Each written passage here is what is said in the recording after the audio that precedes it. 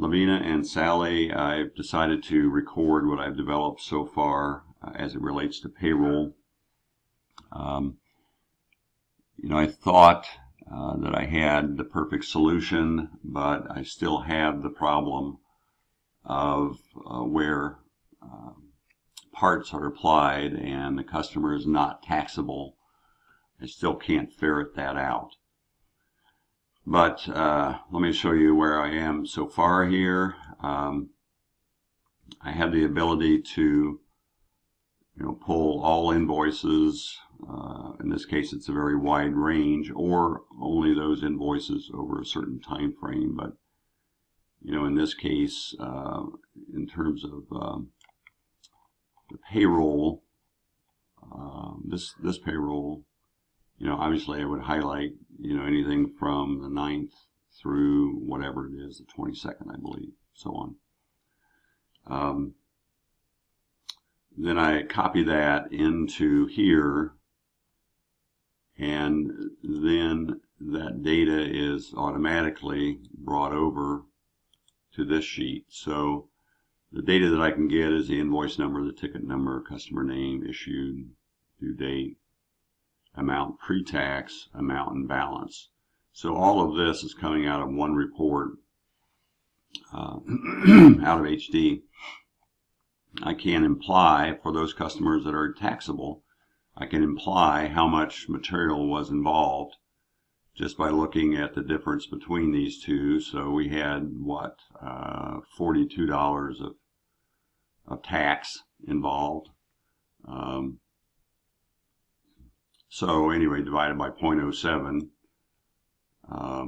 obviously $600 of material, leaving the labor and travel to be this amount, which is the pre-tax amount less the material that's implied.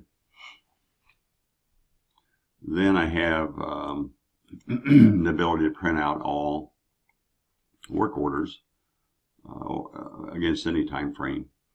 In this case, this is a very wide set of data, almost since when we started. But this then goes through some unique commands in Excel. It goes out and it picks up data from the work order, like who is the tech, is it closed, billed, or closed, and the work order type.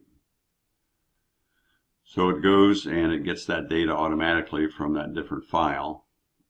In the case of something like this, where you see not available,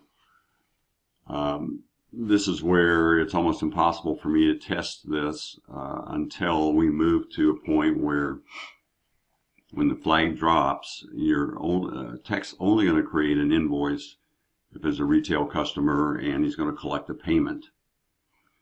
Otherwise, they will not create an invoice. So here's a situation where we create an invoice on 9/14. However, the tech created that, but the status is something other than closed and closed billed. So a lot of these gaps that you see here won't be eliminated until we move to the flag drops and we move to where for a payment on terms, they do not create an invoice. That will be done only by Sally. So we still have the problem, obviously. Like here's a YMCA. Forget about, let's just say this were closed and billed and part of payroll. We've got an inordinate amount of money here. So I would go and if I go to HD and research that work order,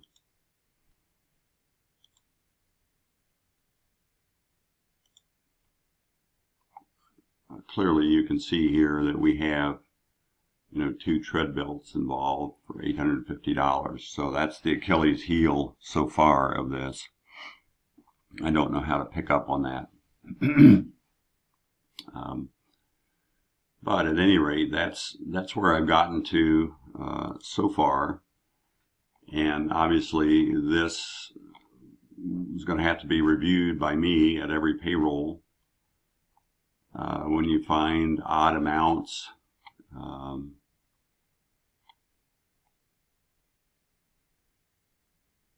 let's find an odd amount that's related to,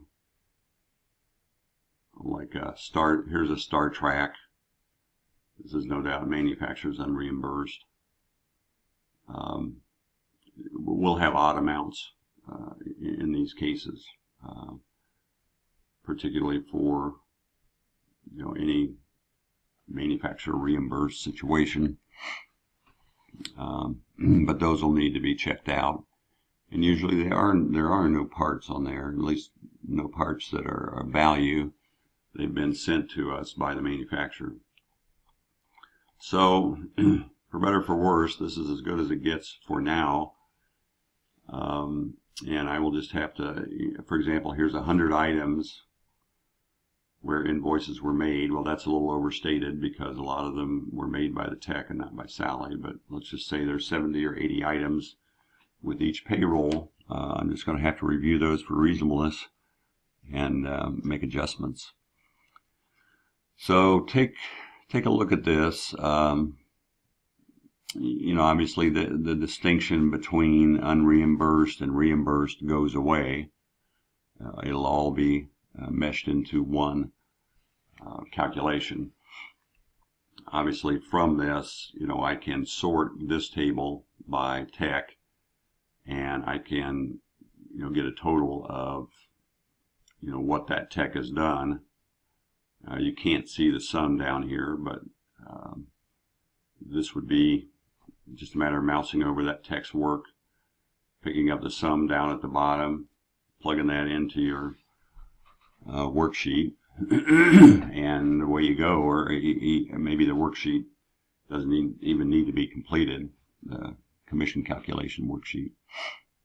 You just take that number times whatever the percentage is, and away you go. So anyway, please look at this and comment. We can get there. It's a little clunky for the moment until I get some further reporting that I've requested, and for which they won't give me a timeline. So have a look. Let me know if you've got any questions. Take care.